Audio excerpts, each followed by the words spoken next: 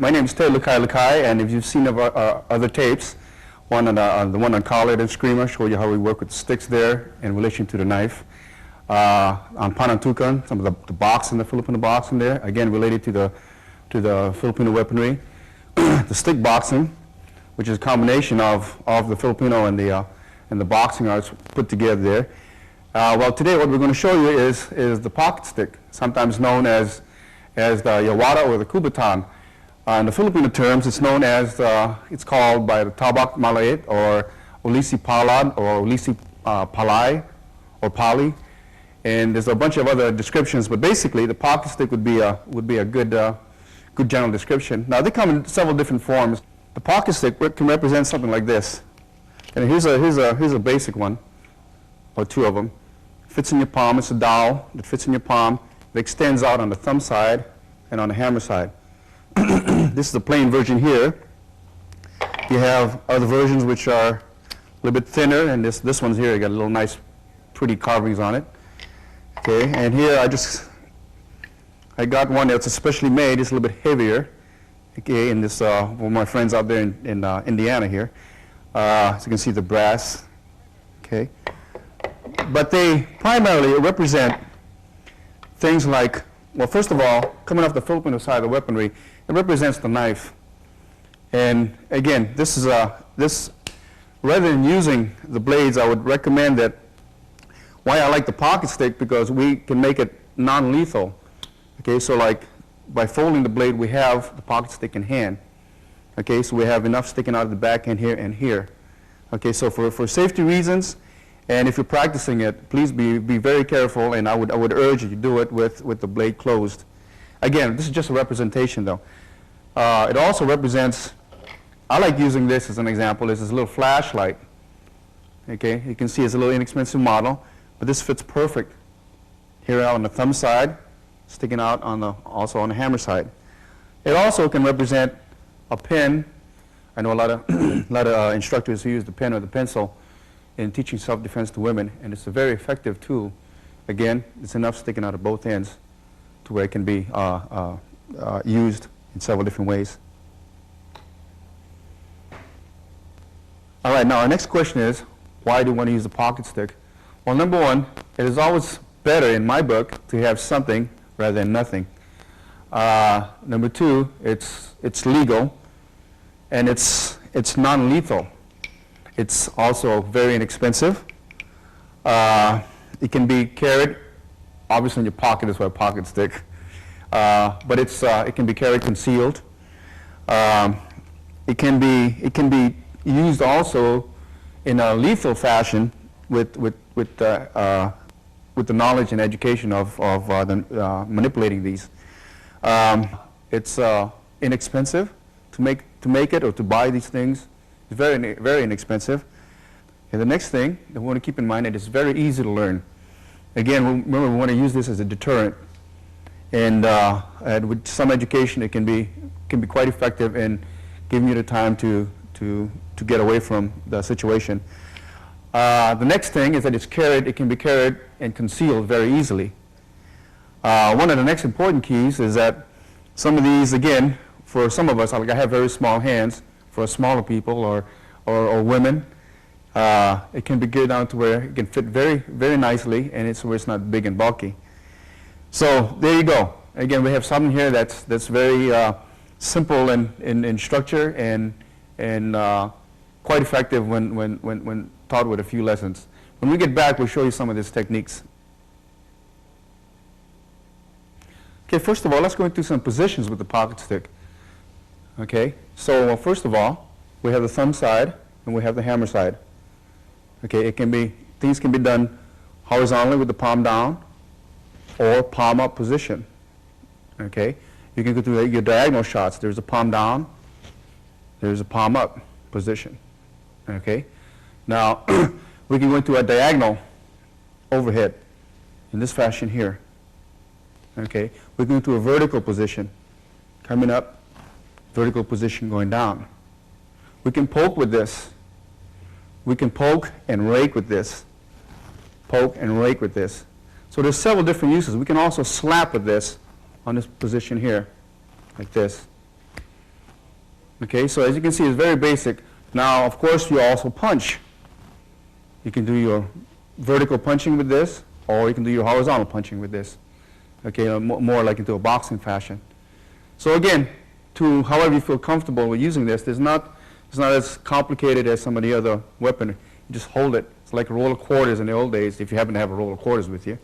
But there again, whichever way you turn this, you can use it to hit. You can also do it in this fashion here. All right, what we're going to do here is what we call single Brada drills. Okay, basically we're just going to exchange one hit, one strike, and then one counter, falling back to back. Okay, again, these are drills that are designed so an average person can take them and more easily than most learn off of them while still containing a flow of some sort. All right, what we're going to do, Rich and I, is we're going to take an angle 1 or a strike 1 here. As you can see, he blocks, strikes and blocks. And I'm going to continue off of here. Now this is going to be simple. Boom. Okay. Now what this is signifying is you're hitting in checking position. Okay. Now we can hit on the wrist area. Okay. And we can change all areas here. We can hit more towards the bicep area as well, which is hitting to the inside.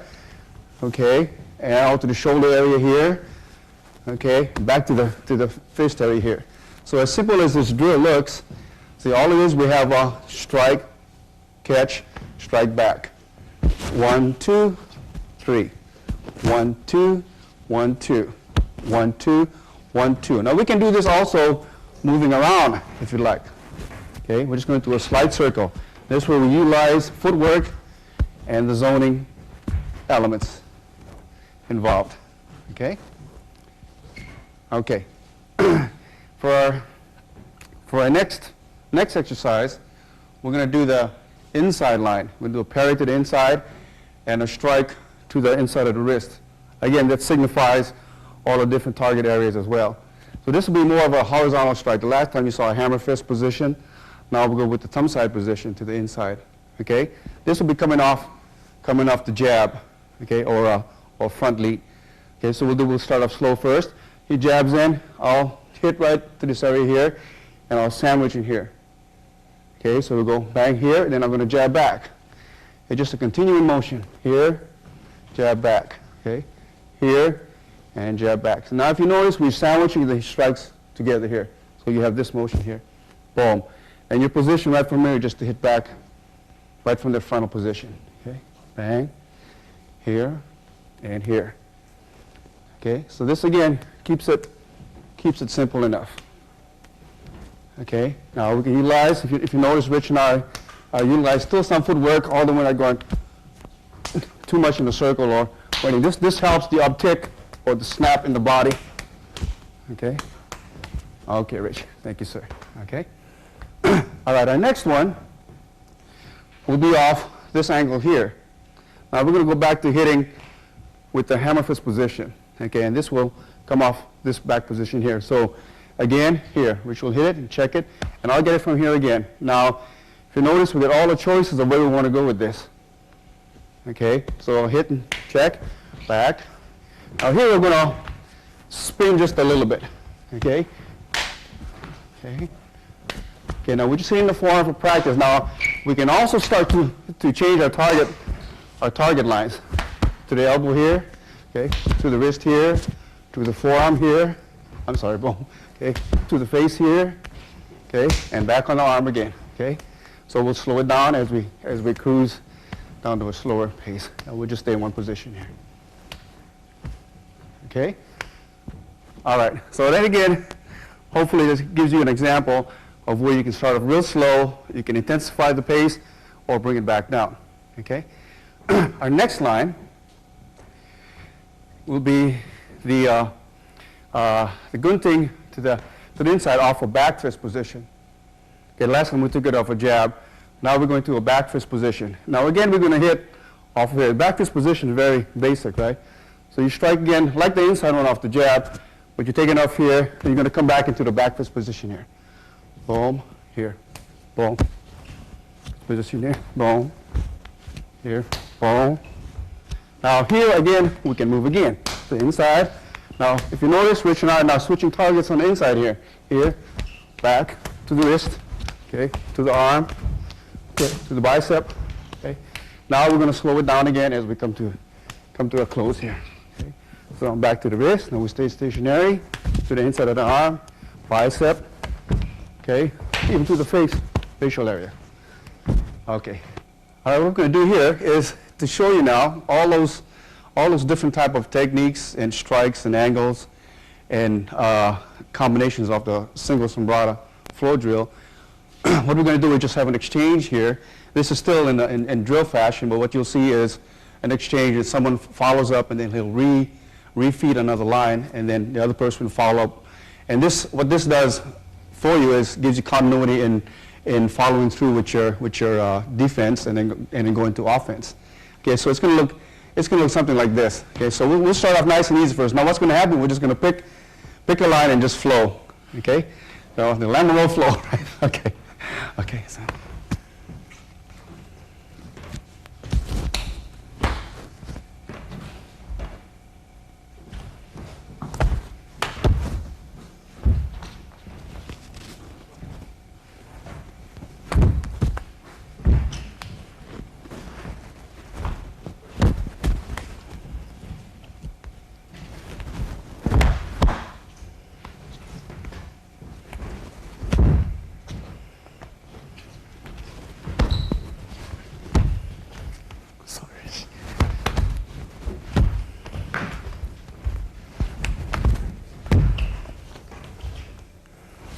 So as you can see, we're just fitting in.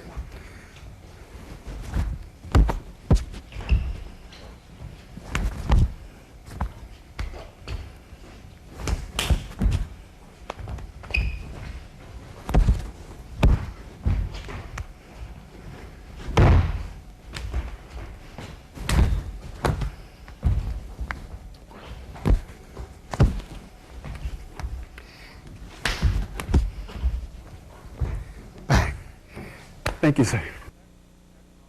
All right, for our last exercise, we're going to do the sombrada flow. This will be counter for counter hit. And here we get to free express. And what you'll notice, we're taking a playful attitude, and in this way we don't count the hits taken, we don't take scores, in other words, and we just free express. So Rich and I will try to demonstrate that for you. Okay, sir. All right.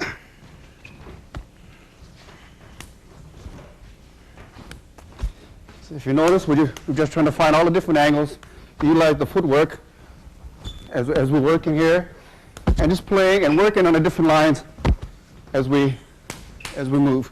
Now we're just trying to stay in a straight posture right now. And basically, this is a form of exercise we can have a lot of fun and not really think about getting hurt here. But here again, keep in mind, we're using the pocket stick, but in our focusing on the targets, we're using maybe a knife or a pencil. So if I'm stabbing here, or if I'm hitting with the knife in a pick position, okay, I'm cutting under the arm, and Rich is doing the same thing to me as well. Okay, and again, we're just playing and working out. Okay, then we'll pick up the pace just a dash. Just enough. Okay, Rich smiles, but go ahead, Rich.